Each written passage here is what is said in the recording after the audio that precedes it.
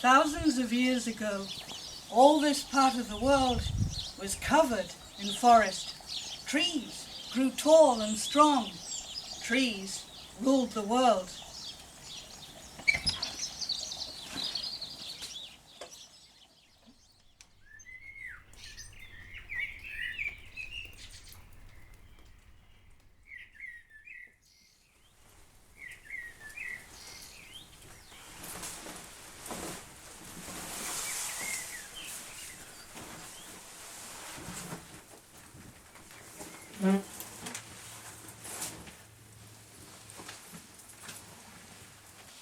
In the heart of that ancient forest, something started to grow. Underneath the moss and the lichens, in the warm earth, in a node of the mycelium network, a seed germinated.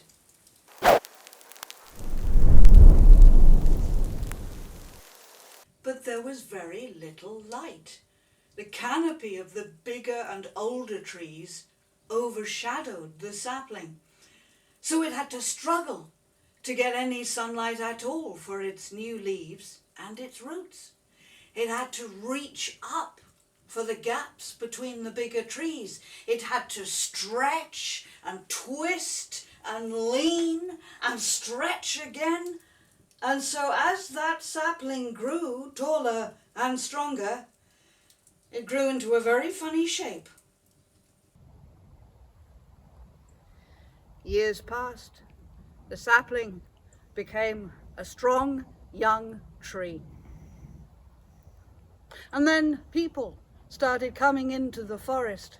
And the first people coming into the forest were the craftsmen. They were looking for the finest timber to fell and carry away to make into house frames and ships and fine furniture. But when the craftsmen saw the twisted tree, they shook their heads. They said, "We'll never get a straight plank out of that. It's useless. Leave it." So they left it. As more time passed, the forest became smaller. Storms knocked over some of the biggest and oldest trees. Lightning struck and fire roared. Across the stream, huge trees were burned to blackened stumps. More trees were toppled by burrowing beetles and by fungus. Thousand upon thousand of fallen trees became food, refuge, and nursery for a whole zoology of life forms. Thousand upon thousand of trees were felled and dragged away to become part of new civilizations in strange new worlds. Years passed, decades passed, and kings and landowners and barons disputed the property rights and the wealth that could be gained from this forest.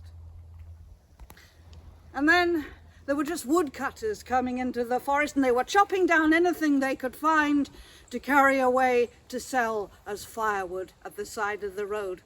But when they came to the twisted tree, they shook their heads.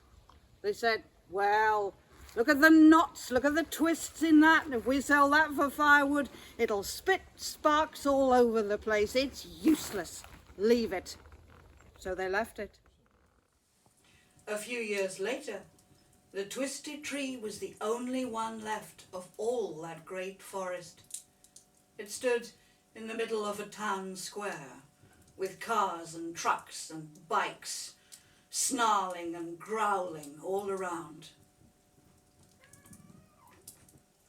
The twisted tree's canopy had become vast. Those branches spread from one side of the square to the other. In the rainstorms of spring and autumn, shoppers and walkers in their blue anoraks would scuttle for shelter underneath the branches.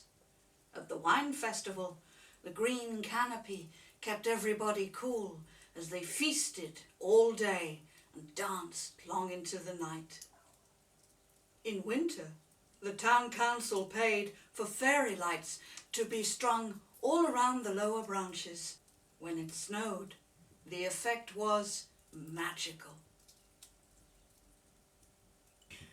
On summer evenings, when the traffic was quiet, people would bring their drinks out from the bars and the pubs into the square. There were small tables and chairs all around. Some sensible person had installed a circular bench around the base of that vast tree.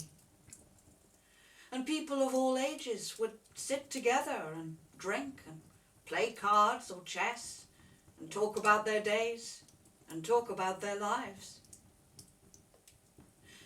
One evening, they saw an old man coming to join them. As he shuffled across the square, everyone could see that he looked upset. And they said, "What's happened? What's the matter?"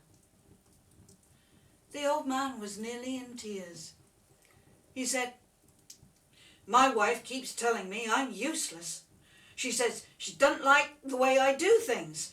And then she says I don't do what she wants done, and if I tries to do it, she doesn't like the way I've done it.